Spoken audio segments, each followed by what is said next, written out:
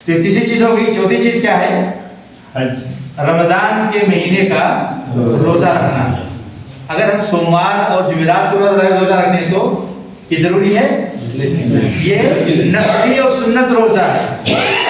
اس کا اجر آپ کو اللہ کیا ملے گا؟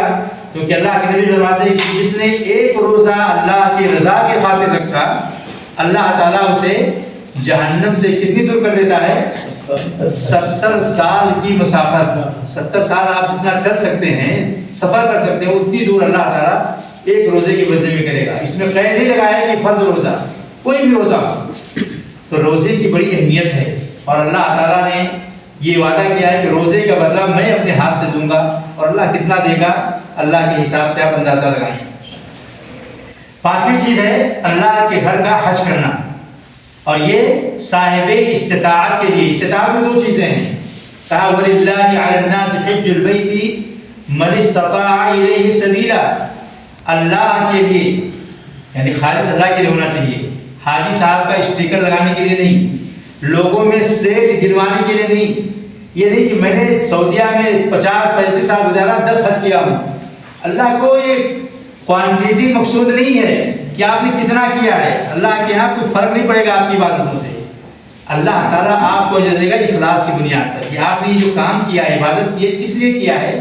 اللہ کو خوش کرنے کے لیے، اللہ کی رضامندی کے لیے. اس جگہ وَلِلَّهِ عَلَى النَّاسِ اللہ کی خاطر لوگوں پر فرض ہے کیا کرنا؟ حج البیت اللہ کے گھر کا حج کرنا، قصد کرنا. من استطاع الیہ سبیلا جو انسان طاقت رکھتا ہو. ایک تو مالی طاقت ہے، حلال مال، حرام مال سے کرے گا کوئی فائدہ نہیں ہے. اور دوسری شرط ہے جسمانی طاقت، کیونکہ وہاں پر آپ کو صرف بیٹھ کے اللہ نہیں کرنا ہے، بڑی محنت کرنی پڑتی ہے. جوانوں کے پسینے چھوٹ جاتے ہیں، لوگوں کا دماغ نہیں کام کرتا ہے، بڑے بڑے مائنر وہاں جاتے ہیں تو بھول جاتے ہیں کہ کہاں ہوں میں. عقل پریشان ہو جاتی ہے، جب 2-3 دن صحیح سے نیند نہیں ہو پاتی ہے، چلنا پڑتا ہے، گرد و غبار ہوتا ہے تو انسان پریشان ہو جاتا ہے. اس لیے اس میں جوانی اور طاقت کی بھی شرط لگائیے کہ آپ کے پاس ہوش و حواس ہو، چلنے کی طاقت ہو، جسمانی طاقت اور مالی طاقت. اور عورت کے لیے ایک تیسری شرط ہے. کیا ہے وہ شرط؟ محرم کا ہونا. بہت ساری عورتیں کہتی ہیں کہ ہمارے گاؤں کا ایک گروپ جا رہا ہے، اس میں 10-15 لیڈیز ہیں، میں بھی حج کرنے جا رہی ہوں، میرے شوہر کو وقت نہیں ہے، میرے بیٹے کو میرے بھائی کو بزنس سے بزی ہیں.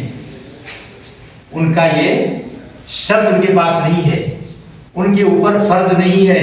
اگر وہ کر رہی ہیں گنہگار ہوں گی. جو بغیر محرم کے سفر کر رہی ہیں ان کے اوپر یہ حرام ہے. اللہ رب العالمین نے حرام کیا ہے کہ کوئی عورت بغیر محرم کے سفر کرے. محرم کون کون ہیں؟ بہنوئی محرم نہیں ہے، بہنوئی محرم نہیں ہے، پھوپھا محرم نہیں ہے، اور پڑوسی جو ہے وہ محرم نہیں ہے، خالو یہ محرم نہیں ہے. محرم وہ ہے جس سے ابدی طور پر شادی کرنا جائز نہیں ہے عورت کے لیے. اس میں کون بناتا ہے؟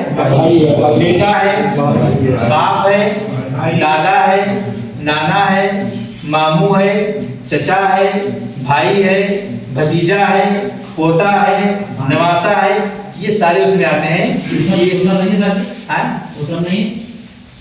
سسر ہے نا، سسر بھی ہے، سسر سے شادی نہیں ہو سکتی ہے، سسر بھی ہے. تو یہ چند لوگ ہیں جن کے ساتھ وہ سفر کرے گی.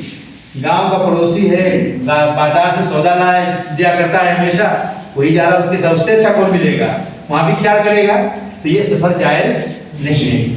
تو یہ 3 شرطیں عورت کے لیے ہیں اور 2 شرط مرد کے لیے ہے. اگر یہ شرط نہیں ہے تو اس کے اوپر فرض نہیں ہے، وہ صاحب استطاعت نہیں آئے گا، اس کے اوپر کوئی گناہ نہیں پڑے گا اگر وہ بغیر حج کیے چلا گیا.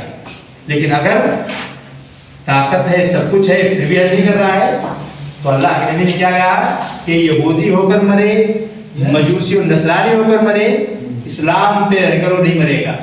یہ ایک طرح سے وہی سنائی گئی ہے. تو یہ 5 چیزیں ہیں جو ارکان اسلام تھے. کون بتائے گا ارکان اسلام؟